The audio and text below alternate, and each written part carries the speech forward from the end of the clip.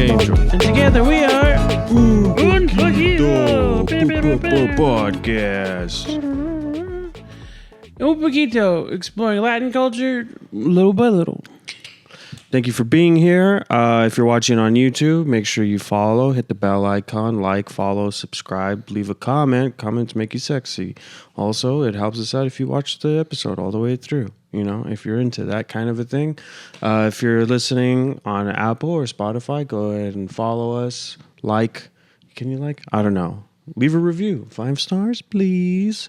Follow us on TikTok and on Instagram at Un Poquito Pod. And send us an email at unpoquitopod@gmail.com. Ryan reads all of them. I read some of them. Anything else? Oh, I want to tell them about, some people ask us, what can we do to support you guys? And we're very thankful for all the supporters that we've received this far. But what if people want to do a little extra, what are some of the things they can do, Ryan? So we have a Patreon with several different tiers, starting at $2, going all the way up to $15. And we have a Discord if you just want to hang out with us. Discord's, we've been working really hard to grow the podcast, get great guests, get do research, fucking figure out other things for us to do, for you guys to enjoy.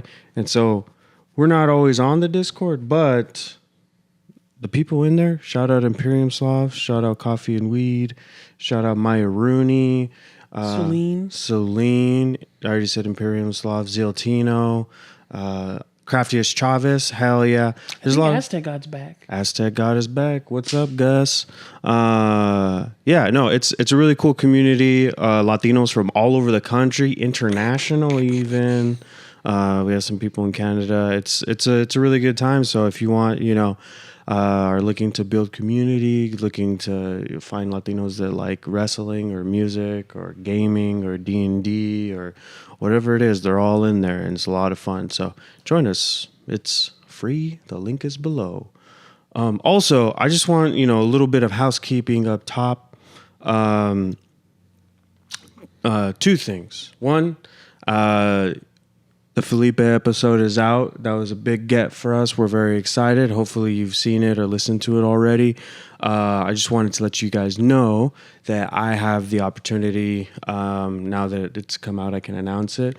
I'm going to be doing 5 minutes opening for Felipe Esparza at the Ontario Improv in Ontario, California on November 27th. That's the Sunday after Thanksgiving.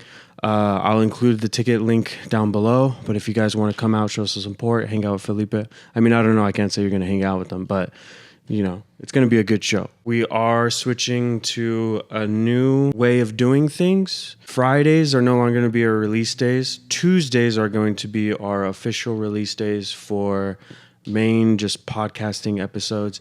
And Friday, we're still planning on doing releases on Friday, but it's going to be more bonus content. By the time this comes out, Ryan will have dropped Autistic Mic Drop. We're going to have some cooking stuff. We don't know exactly what it's going to be, but Fridays is going to be like a bonus content day. So you guys can expect 2 drops on YouTube every week. But as far as the podcast goes, it'll be every Tuesday. And then another thing, especially for our patrons that have been with us, I just want to let you guys know that it's, we've been working really hard on doing the episodes that have been released publicly. And we have a backlog of a bunch of Patreon episodes that we recorded but just haven't released yet because of all of our schedules, figuring stuff out with Josh, our producer, who is out sick today. But we're getting there, and I just want you guys to know we haven't forgot about all that stuff. We're trying to fulfill the promises that we've made, but also Patreon is to help get the main show going. This is going to be our focus. So just know that if we ever fall behind on things, we're going to catch up, but we want to make sure that the main episodes are as consistent and as high quality as possible. But yeah, I think that's it. I think the thing that we got tagged in the most was content about the Great British Bake Off and their Mexican Week. Yeah, it's Mexican Week on Bake Off, and let me tell you, it was a fucking frustrating. Hi, Chihuahua. Oh my gosh! Literally, like I remember, we both saw a clip of the two hosts, Noel Fielding and I forget the other guy's name. I don't care, but in sombreros and they were. I don't remember if they were ponchos or sarapes, but they were in like brightly colored. Very stereotypical like attire. Yeah. And they made a joke that was like, we shouldn't joke about Mexicans. They'll get upset. Not even Juan. Not even Juan. And then that's the start. Like, that's the start of the episode. And it never gets better. It does not. That's the best that you could expect from them this entire show. Do you watch Bake Off? I used to. I watched the old hosts. I didn't stop watching because of them, but that's just how long it's been since I watched it. So you know how the show works, right? Yeah. So if you guys are unfamiliar with Bake Off because you're like, why does anybody give a fuck about this show? The show is fucking weird, right? It's a competition show, but they're competing for nothing. And they're crying about it, and it's very competitive. And everybody's really nice, and it's all touchy-feely. And no, I'm just kidding. It's honestly, when you start watching it, it's like an easy thing to fall into. But the way that it works is they start with like 12 people. It's a 11-week competition, and every week has a theme. So they'll have like Cookie Week, Cake Week, French. Well, they didn't have French Week before. See, that's the thing, is they sneak in these things because they have Spice Week. They have all kinds of things where they have to make 3 dishes based off of whatever the themes are. And then so like they have it's the 3 challenges are the signature, which is just like, here's what I'm bringing to the table, like for the thing. And they have to make like, they usually have to do everything like make 6 cookies, and they all have to be exact or something like that. Yeah, if I remember correctly, it's like a style challenge, a technical challenge, and then the showstopper. Yeah, so the technical is kind of like, here's how to make a dish. We want you to make red velvet cake. But they don't, and they give them all of the ingredients, but they give them like very sparse directions. So it's like kind of like, this is really testing your actual like skill level, because anybody could follow directions. Right. But can you like, they'll say stuff like literally just like make cream cheese frosting. Yeah. And then so it's like, or they'll say like dye it red, or make the batter should be the color of crimson. And then so it's like, well, what color, like, what's crimson? Yeah, exactly. So that's the technical, right? And then there's a showstopper, which is supposed to be like a showstopper. It's a big cake, or it's a big ornate, like there's a lot more decorations involved, and yeah, it's supposed to be very extravagant. Like it's something that you would put out as a centerpiece at a party. Yeah, and I remember in the original version of the show, because I remember it was on BBC first, and then it got bought by Netflix. But in the BBC version, like the showstopper, you'd have like a week to prep for it. That was the thing too, is like you didn't have to stay there. You would stay there for the shooting, and then you'd get to go home. Well, that's the thing. So now now that you guys understand what Bake Off is, how it works, now we can actually talk about like why this episode. It's so funny because first of all, I saw it pop off on Twitter, it was like it's Mexican Week on BBC, and like a bunch of like Latino Twitter was like winter is coming, like we knew like this. And then I was on a live. We were on a live the other day. I don't know if you were there, but I was on a live the other day, and I was like, people were asking like what we were going to talk about. I was like, we're probably going to talk about Bake Off, because it was like, I think it was, this was last. So the way that it happens is BBC, the UK airs it on Tuesdays, right, and then on Fridays it gets added to Netflix. So it was like last Wednesday or Thursday or something. and I was on live, and I was like, oh yeah, we're gonna talk about Bake Off for sure. It hasn't happened yet, but you're gonna see it start to pop off on TikTok because it's gonna hit Netflix on Friday, and it did, and it was like all of the stuff came out, and it was just like, and then we watched the episode, and it's like there are so many things to like speak out against that it's like, why is anybody giving any attention to Bake Off? But it's like the way in which British people, specifically the white British people, because the other people, the Maxi and Siberia, I think her name is. Yeah. They honestly, I felt, did a really good job, but it was just filled with so much like hackiness, so much like eye rolling, cringe, like comedy, and just like an overall lack of understanding. But it was almost like a willful and proud misunderstanding of Mexicans. Yeah, like I don't think that it's probably good, but that's presumptuous of me. But they have Mexican food in England. Literally, that's the thing too. Is there's another story that we can kind of talk about later of a dude who created a taqueria, like a pizzeria, but it's all Mexican food in England, and he tried to like own the term taqueria, and like force other businesses that already had the name to stop using it. And he was trying to like, he got lawyers and he was trying to make it like a whole corporate like thing. And because here's the thing is, if you don't understand what Ryan just said, the name of this person's restaurant is Taqueria. And it's two white British people, but there's a bunch of Mexicans and Latinos living like that migrated or that moved to the UK and opened up business, but they call it Sonora Taqueria. Like they haven't. It's like, not just. It's like, that's why I use the reference of pizzeria.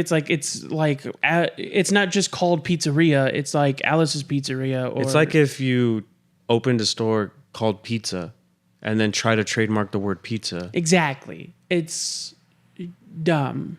But the reason I bring that up is like there is Mexican food in England. So it's like, I know that these people have come across it before. I know so many comedians that have made jokes about how British people love tacos, but they pronounce them tacos. And so it's like, it was so frustrating. Not that they couldn't do it or that it was hard for people that have never made it before, but how they reacted to how difficult it was. Like watching this episode as a Latino, I knew that if there was a Latino on the show, that they would be very good at all of these things. They were very simple recipes. Like so simple, so stupid.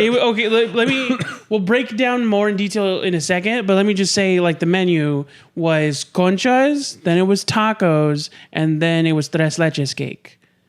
Yeah. And it was like, when you know what goes into making those, it was the absolute simplest. Like, even the idea of a concha was mind-boggling to some of them. They were like, what? You put the cookie on the bun? How does that work? Like, if that's never been fucking done before in any other capacity. Can I just say so frustrating. Can I just say this for the people that know? This episode was so bad that it had me defending conchas and tres leches. Dominic hates both of those things. Every fan of this podcast knows this. I cannot stand conchas. I cannot stand tres leches. I want to barf just thinking about it. I'm just kidding. That's so mean. But it was just like, oh my, at least fucking make it right.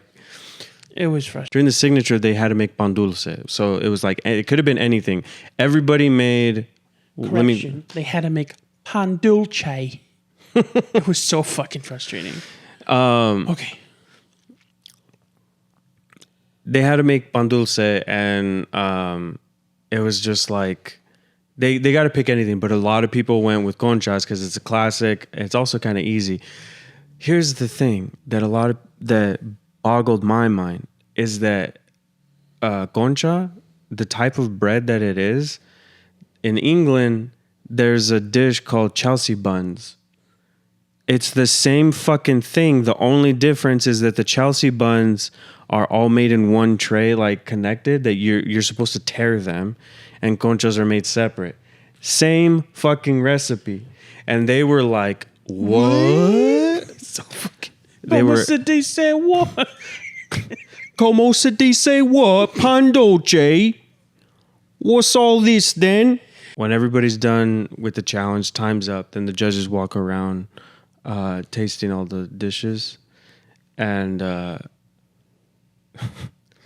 I forgot who it was, but Prue, one of the judges, took a bite out of the concha, and she was like, you know what? This is a bit dry, isn't it? And I was like, you don't know shit about Mexican food, dog. Because conchas are dry as shit, and that's why I don't like them. Eat them with coffee. Well, that was oh my God. They fucking put coffee on everything. Oh, okay. Hold on. We'll get to that. Okay. Starting with okay. So one guy didn't make conchas. I forget what he made. He made borrachitos. But it translated to like little drunk men, and I feel like this might be a little bit me being a little projective and defensive, but it felt like he was trying very hard not to say little drunk Mexicans. Every time he describes it, he's like, they do look like little drunk men. Like there was a slight pause every time he said men. Yeah, it's just I tried to look up their history, but I don't know how many Latinos they have had on the show, if any. And so they did one thing at the beginning of the show where like Paul Holly, the judges are walking around and they talk to the contestants, and then somebody was making he's like, I'm gonna make a traditional concha, and then they were like, oh well, Paul just came back from Mexico on vacation on holiday, so he's an expert. This fucking colonizer mindset doesn't stop, y'all. One person at one point literally said, I just discovered something. And I'm like, of course you fucking think that. You fucking white person. I think I just discovered a new thing. I was telling Ryan, like, you know, when we're watching this, we have to be careful to not, like, because we're going in defensive. It's so easy to go in defensively. And again, I have to reiterate, it's not so much that this is a crime against, you know, the Latino community, and that it's like, it's so offensive that these people, they need to cancel the show. Like, it's just like, come on, dude. It was like, just obnoxious and annoying. Like, yeah. The thing about the whole challenge, it was not only like how the white people were reacting to the ingredients, like how befuddled they were, but because look, going in, we understood that everyone that was in the show has already been in the show. They didn't select specific contestants for this one episode, that this is, you know, like episode 6 or something in the season. So none of them have ever cooked Mexican food before, and we understood that going in. But like, there's two people specifically that he referenced earlier that like they were trying to do their own thing with it. They were trying to, like, you know, the idea was like, I've never made this before, so this is how I would make it. And it was fine, and it was like functional, and they won, and it was like so simple. They didn't do anything extra. They didn't add anything that didn't need to be in there. Like even with just the concha, Mixie was my absolute favorite contestant. Maxie was my absolute favorite contestant. She made conchas, and literally all she did, she made a basic bun. She didn't give it any filling. All she did to make it different was she made it citrus flavored. She made it orange because she made it orange with cinnamon. Like orange with cinnamon. That's it. And I was like, that sounds good. That sounds like something you'd find in California. That sounds delicious. I'd like to try it. And the other girl, she was a lot more stylish in it, but she wasn't doing much with it. She added like corn. She made conchas with corn in them, like a cornmeal. Yeah, concha. She added masa, right? Yeah. So and then she made them look like corn, and that was it. And that's also something that you could find in like even just like an Americanized like market.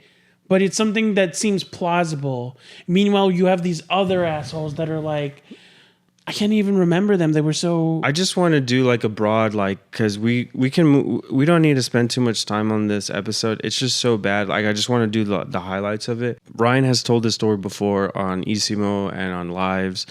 And when he used to tell this story, I would be like, I mean, I get why it's annoying, but it's also like it's not common enough for it to be like a thing that white people do. But Ryan would talk about working at a place where they had pie and it was Mexican chocolate, and all that they did was put chili flakes on the pie, like in the chocolate. Yeah. And to make it spicy, and it was called Mexican chocolate, and it was just chili flakes. And I was like, yeah, I get that's annoying and dumb, but that's not like a stereotype. In the final round, the showstopper, out of 7 contestants, 5 people made ganache with chili flakes in it. They were all terrible. What pisses me off about these fucking British people is that they stole chocolate from Mexico. Europeans stole chocolate from Mexico, and then they had a contest about who could make Mexican chocolate, and they were like, how do we make chocolate Mexican? I know, we'll put a bunch of fucking pepper in it. And it wasn't the first time. Like, someone did the same thing with their concha, and it burned, and it was terrible. But I want to talk a little bit about the middle round, because the middle round wasn't even a baked item. It was tacos. Yeah. And it was like, you could tell like 100% the reason they justified it was because they made the contestants make their own tortillas. And it's like, that's still not baking, that's frying. Especially the way the recipe told them to make it. And also, like, considering how many people thought of putting chile in chocolate, nobody made mole. And that was annoying. Because that's literally savory chocolate. Yeah, but I understand, like, not here's the thing, and I had to keep saying this, especially during the technical, which was the tacos. First of all, they put beans in the taco, which is like, I was talking to my friend Cruz about it, and he was like, low key, that sounds like something that I would do. And I'm like, you're Mexican, it's okay for you to do that. My problem is that you have Paul Hollywood come up with one of the I should have looked this up before we started recording, because there's like a world-renowned Mexican chef that has one of the best Mexican restaurants in the UK, and like they could have consulted with them. They've had guest judges before. Yeah, but it's like when you have a culture week, because they've had Japanese week and they've had Dutch week, they've had French week, like stuff like that. It's like, yeah, you probably should have, even for the European countries, I don't give a fuck. Like, you should have a consult on staff to like, here's actually how the dish is. Because it's another thing that irritates me is that things kept being presented as authentic. And here's the thing, I'm American, right? Like, yeah, I'm Mexican American. I'm, second generation. I don't speak Spanish. Pinche no sabo. Yeah, exactly. So it's like, I understand that I have so much to learn about Mexican culture, just being Mexican American. But at the same time, it's just like the confidence that these people bring to the table, the confidence in the ignorance that they have is like beyond me, like. There was one woman that was so frustrating, and I can't even remember her name. Her name was Carol. I just kept calling her the pink lady. But like the look on her face at how annoyed she was in having to cook Latin food was just like they're preparing the steak and she's making the marinade. I don't know, like she pronounced it with the D. And she like tastes the marinade and then she goes, blech! Oh, that's bitter and spicy. But it's supposed to be Mexican, isn't it? Like the biggest fuck you that she gave to the Mexican food she was making. It was so egregious and just like very clearly racist. And it was frustrating to watch that. I feel like if this was any other any other minority, she would have said a slur. Like Carol can go kick rocks. All right. I hope I was so mad that she didn't get kicked off. Yeah. And I understand it, like, because the other two that did get removed, they were removed for being technically bad at all of the challenges that were presented. So I understand it, but oh my gosh, how much I wanted it to be Carol the whole time. I was like, I hope that your cake somehow deflates itself right in front of the judges. Carol, she was the one, if you guys have seen clips, she says Glockimolo. Yeah, like she got one word wrong and then like just gave up on trying all the time, like intentionally getting it wrong. She called it Pico de Gallo. Yeah.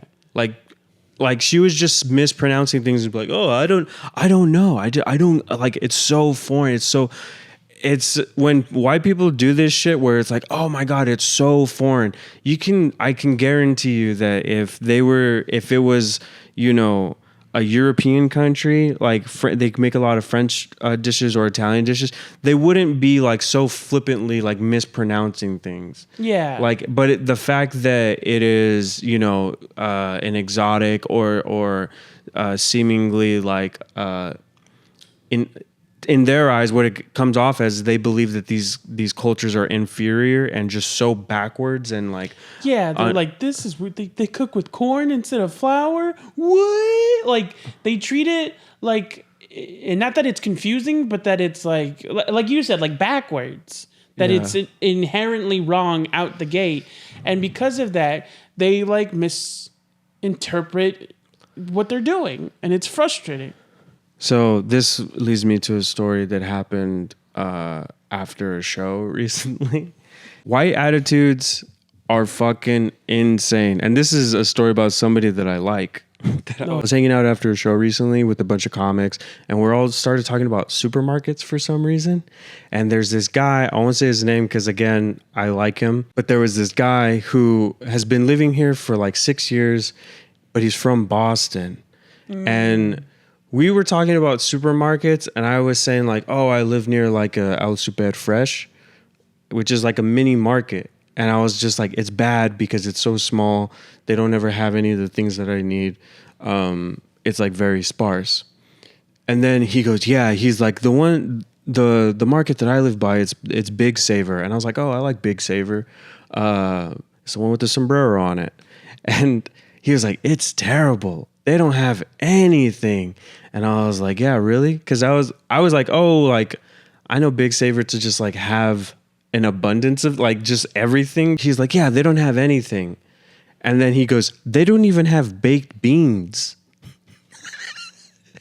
And I was like, dog, if you're going to Big Saver for baked beans, you're fucking lost, dude. He goes, they don't even have baked beans. All they had, like, they have like stuff like cactus. And I was like, dog, are you fucking kidding me right now? You're going to complain about going to a Mexican supermarket that doesn't have this fucking British bullshit and they have nopales?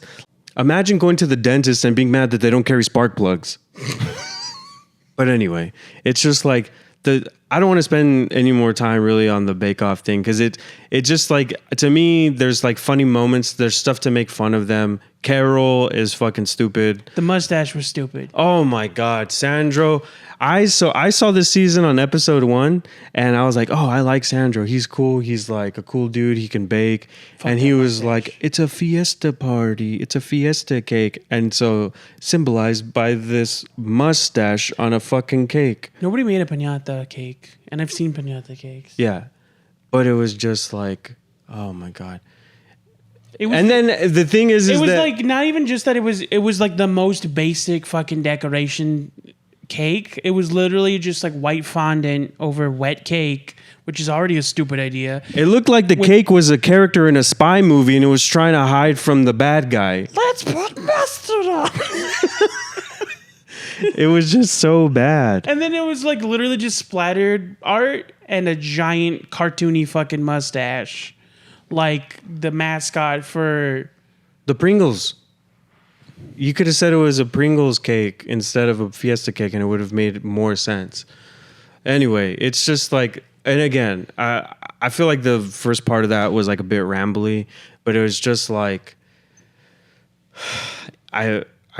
I wanted to have my thoughts collected, but the more I talked about it, it's just it's like infuriating. It's like annoying thing after annoying thing.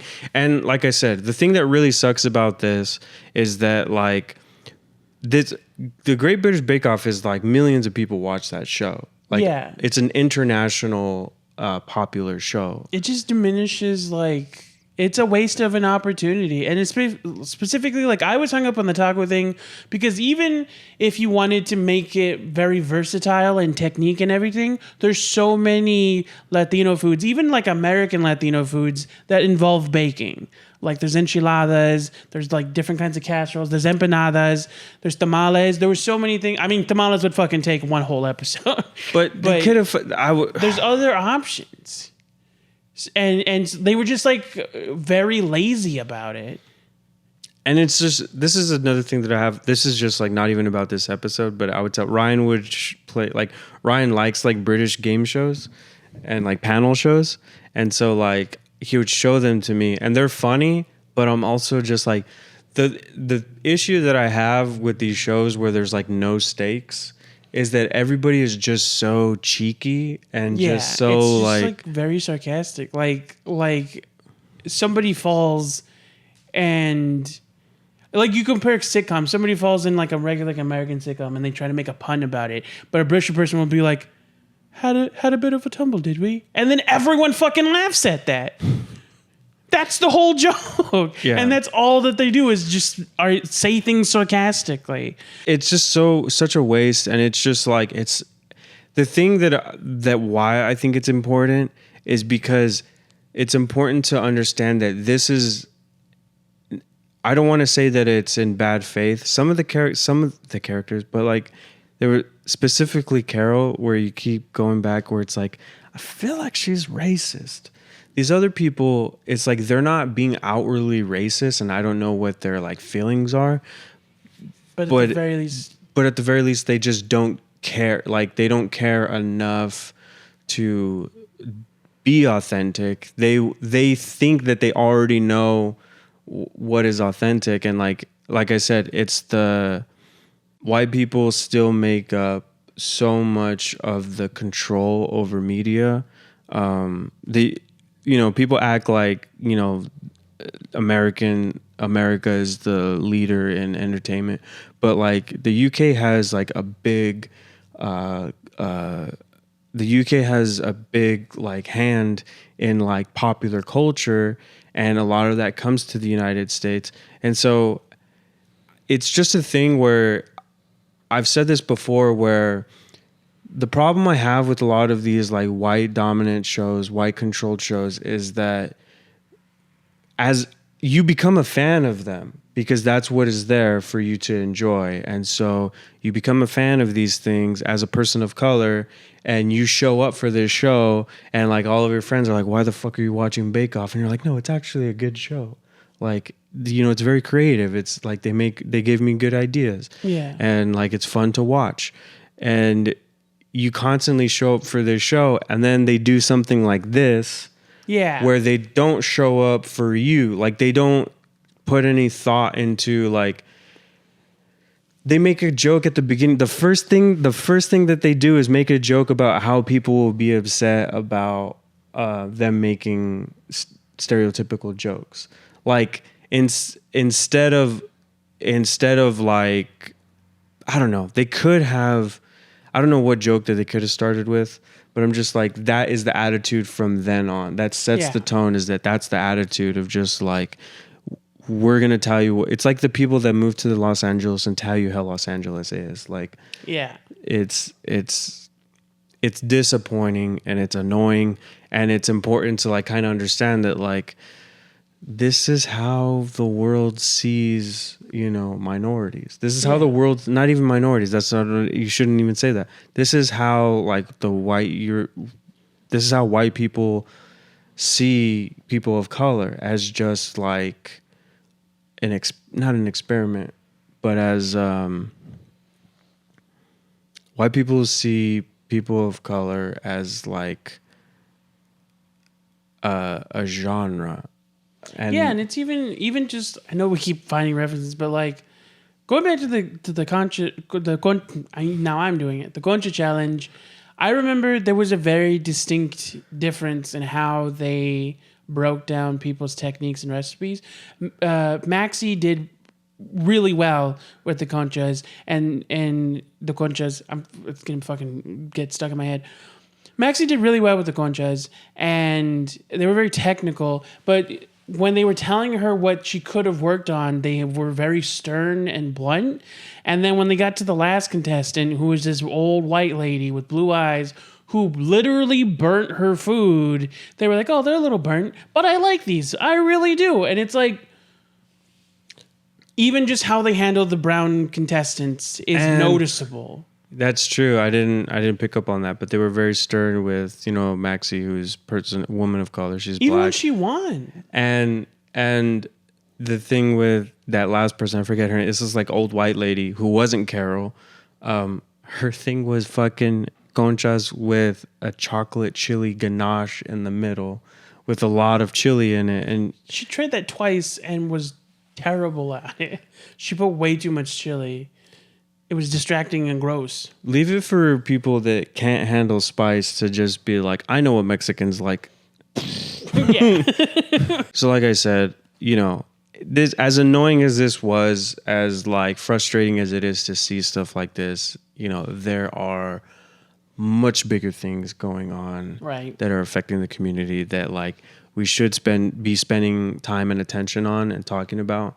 And so I kind of want to pivot to slightly more serious, much more serious, Yeah. And before we say anything about it, I'll just say what it is. If by now many of you have already heard the leaked audio of the city council members, Nuri Martinez, I think it's Gil Cedillo, and Ron Herrera and Kevin De Leon. There's hours of leaked audio. I haven't heard all of it. We were listening to some of it today. This kind of just happened at the time of recording. And so when this comes out, there will be more information. And as of right now, nobody has resigned. When we learned about it, it was right before we started recording. So this conversation is kind of just going to be like how we feel about it and what it means for the community, like what our takes are on the community. For like an in-depth breakdown, I would encourage everybody to read the LA Times article. I would encourage everybody, by the time this drops, Locatora Radio with Mala Munoz and Dios FM, they are releasing a critical breakdown of like all the people involved and what it means for Los Angeles and stuff like that. They have I forget the name of the guest, but we'll link that below. There's a bunch of creators on TikTok that can break these things down technically. So I just want people to know that before we get into it, because I'm going to be 100% honest. I've never heard of Nuri Martinez. I think that this is a good indication that it's important for everybody to like understand who your council members are, who's in your local government, and like just, as be involved as you can be, and at the very least, like know who your representatives are. At least that much, because it is important, because a lot of the stuff that they're talking about in this audio was leaked from a year ago, and it's, November's coming up, a general election is coming up. So a lot of these people are running for office, and this could be huge for Los Angeles. It could be the opening of 3 seats for city council, which is huge. Yeah, there's potential on, in either direction for that. Yeah. So honestly, sorry, you finish. Well, so just to kind of touch on some of the things that they talked about, and if I can find like a good link, I'll also include that in the description. But the conversation that was taking place spanned the gamut of like offensive things. Yeah, they were saying stuff that was particularly anti-black racism, which was just like honestly disgust. Like it sounds like I'm embellishing, like I'm exaggerating when I was like I felt sick listening to people talk like this. There's homophobia, there's anti-indigenous, which is so disappointing to have these things to come from Latinos that are supposed to be representing the city, and representing. You would want to believe that Latinos would have a heart for people that are disenfranchised or marginalized or minorities, that they will be looking out for everybody. Yeah, it was honestly really disappointing to hear to hear them saying these things. Like from what I remember from the first audio, it focused on another council member, Mike Bonin, who had recently adopted an African American child. Yeah. And it was very critical of him as a person and his decisions, but under the guise of his decision to adopt this child. And they were trying to, from what I remember hearing, and from like what we could translate, because some of it was in Spanish, and unfortunately I don't speak Spanish. They were, what started as them commenting on potential like, what's the phrase I'm looking for? Like, he was looking for favor in certain demographics to raise his own profile, turned into them using that as permission for themselves to basically like trash a child for being African American. Like they, at one point, one of them, I think it was Nina herself, right? Nuri herself called this boy a little monkey. She said she calls him. She's acting like a he's like a little changuito. Yeah, he's acting like a monkey. Yeah, and you know the thing is like even in their private moments, it's like based on how it was said. It's like they're phrasing it so that they can defend it later, but they're very like overtly being racist. I don't think it's so much that they were trying that it was said in a way that could be defended. But I mean, I know people do that just in general. Like, it's not like they knew that they were being recorded, but like if somebody challenged them on that, it's like the thing is like you're working a job and like somebody calls me a wetback, and then I'm like, what the fuck, dude? And they're like, oh, we're just joking. Like, we're Mexicans. We should be able to joke with each other. Well, like, that's what I mean is like, especially I've noticed with certain people in the Latino community where there's this part of them that is internally racist because they're trying to blend in with the society around them. And so they develop this sort of like gray area mentality where they're not saying it outright unless it's as a joke, but they are very comfortably leaning that way, like as close as they can without saying it. And it's because like part of them knows that as a brown person, they shouldn't think like that. But another part of them is like, this is how they've acclimated and they can't help themselves. And it's honestly frustrating to see because that's not a good enough defense for the things that they choose to do. Yeah, it's also just like, I understand you grew up, I used to say the N-word when I was younger, you know. I used to say gay slurs when I was younger. You know, I used to be an asshole when I was younger. Yeah. And you listen to people and you grow and you not only talk about those things, like address those things in yourself, but you also challenge them in other people. Like, because it took me a while to understand that, you know, as a Latino, like I was always around people making black jokes. Yeah. And that was okay to do. You know, it was okay to talk, to be openly racist to black people. And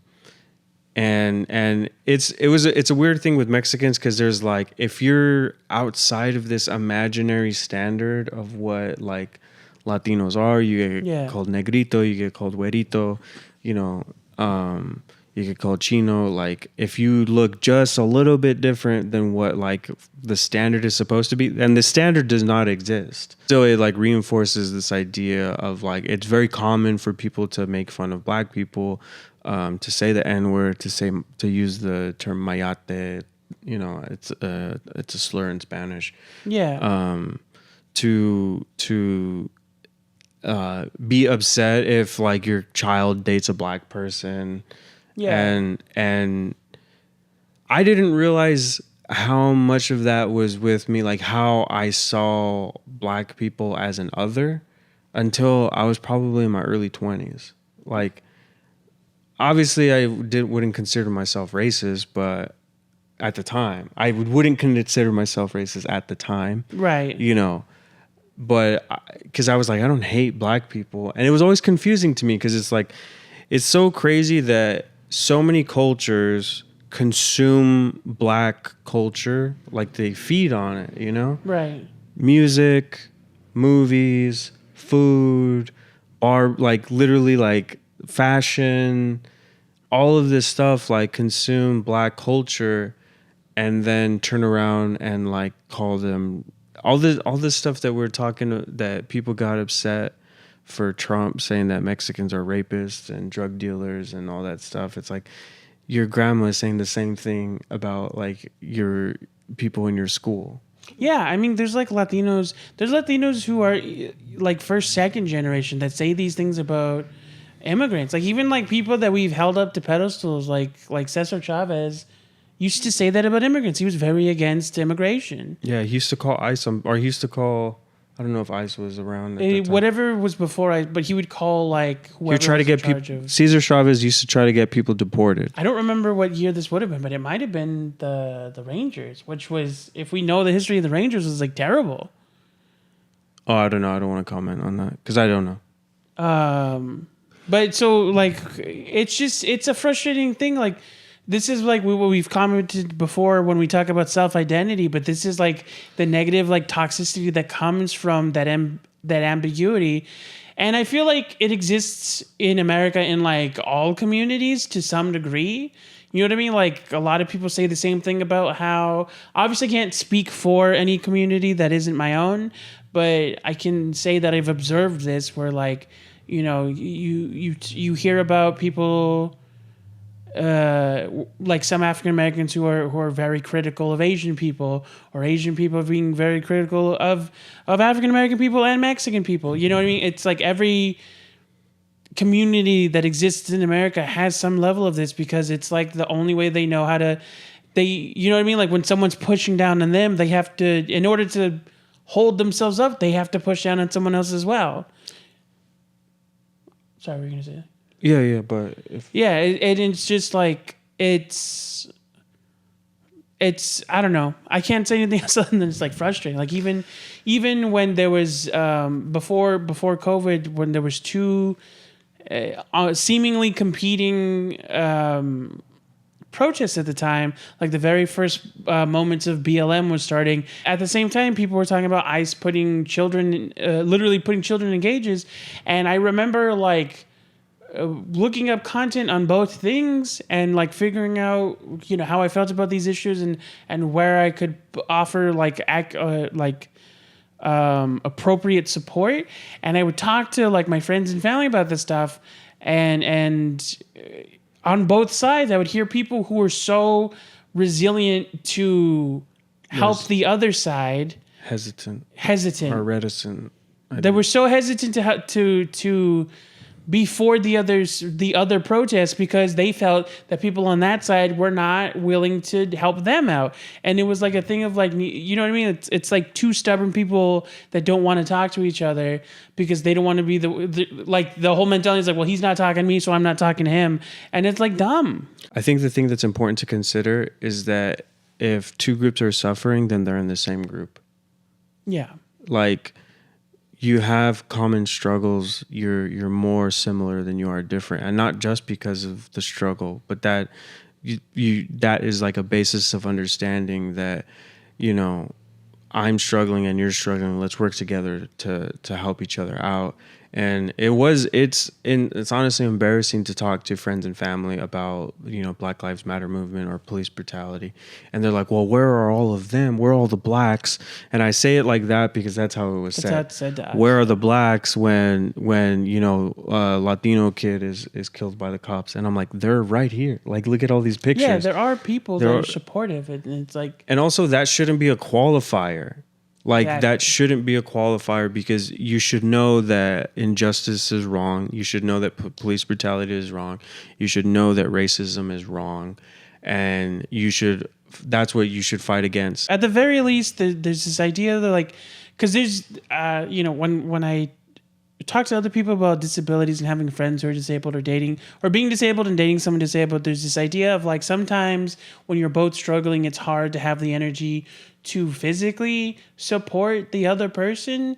And even at, you know, using that as a comparison to this idea, even in that circumstance, literally all that's being asked is that you acknowledge that that's also happening. Like, even if you can't afford to donate money or go to protests or do interviews or anything, specifically putting your energy into working for that other idea, at least acknowledging that they have a reason to also like be upset is enough. Like, because you're not actively ignoring them. You're not helping the other people continue to push them down. Yeah. It's just, it's also crazy to be like, hey, we should stop being racist. And then you say, what about them?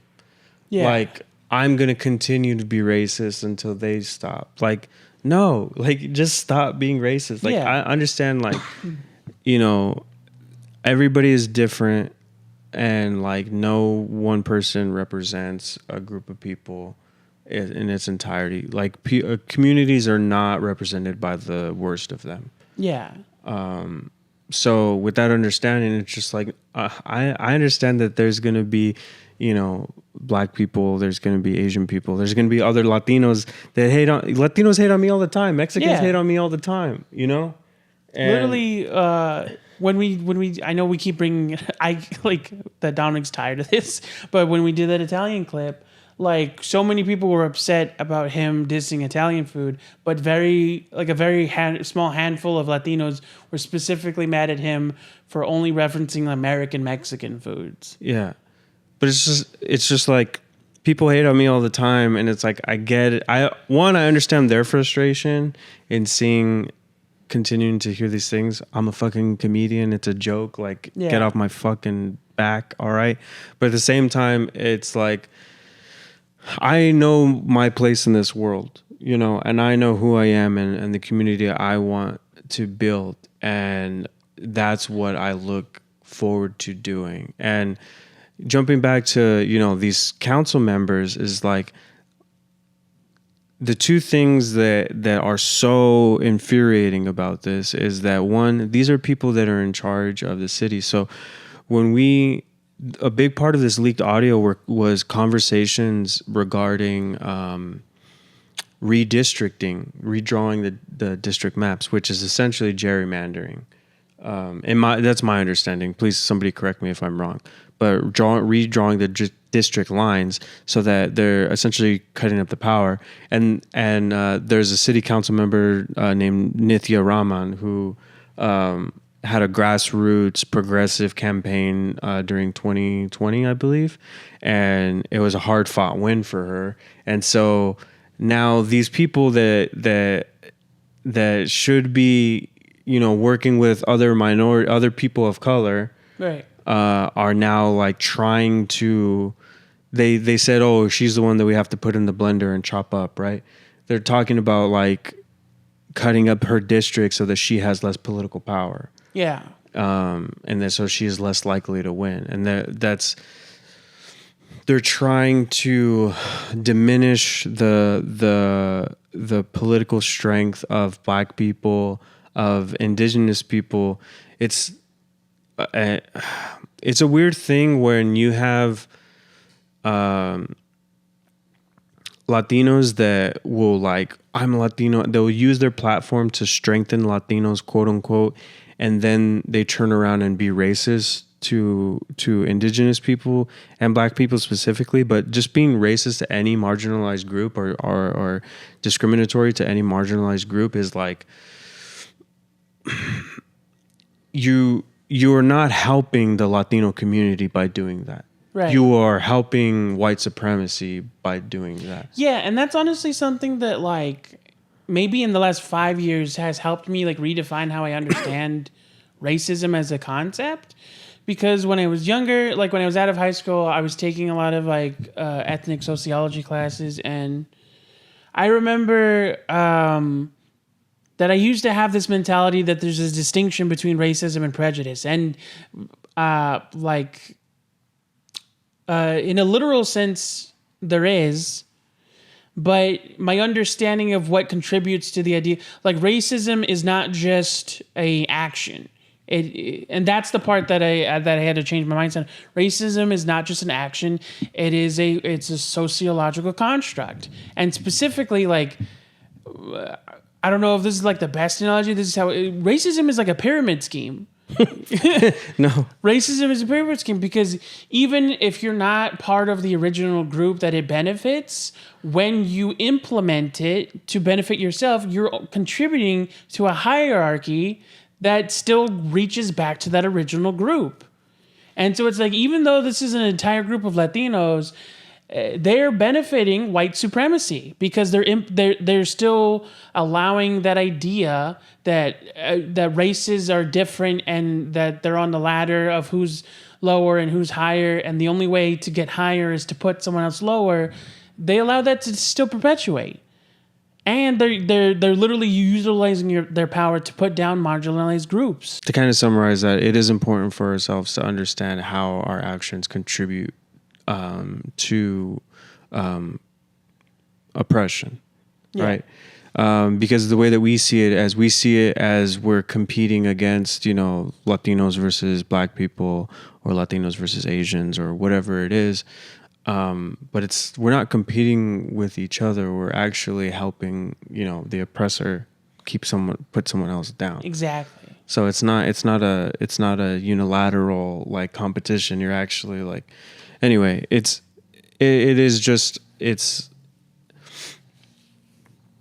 I think that, one last thing that I kind of wanted to comment about that is that, follow him on TikTok and on Instagram, Che Guerrero. We mentioned him during the, Adelita's Apparel episode that we just did, but he's on TikTok as My Undocumented Ass.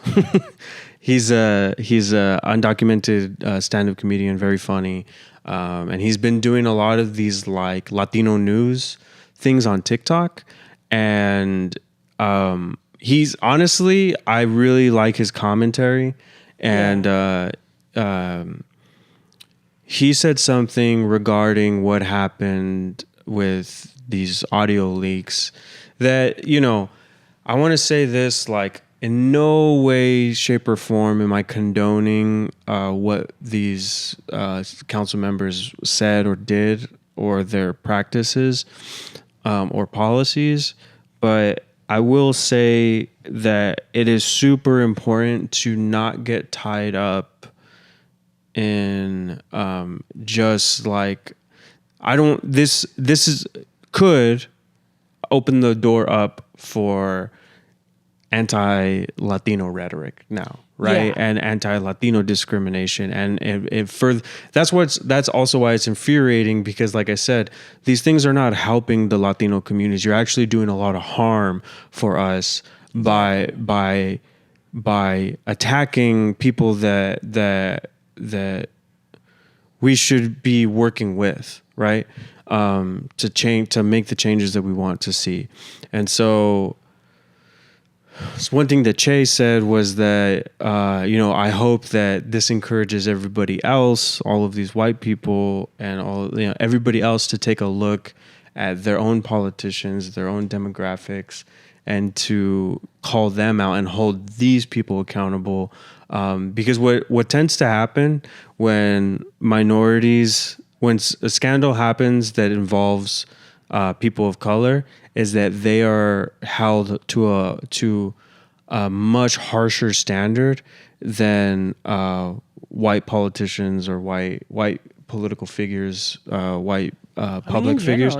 In general, they're held to a harsher standard, and I would say having them resign that shouldn't be a question. It should be like people that are going there to protest, that are going there to like call them out. That should be happening. But it's also just like when you're standing on the outside of that, if you don't live in LA, if you're not Latino, like, not that you shouldn't have an opinion on this thing, but also like, okay, whatever your opinion is on that, now shift that energy and make sure that you're looking around what's around you. Yeah.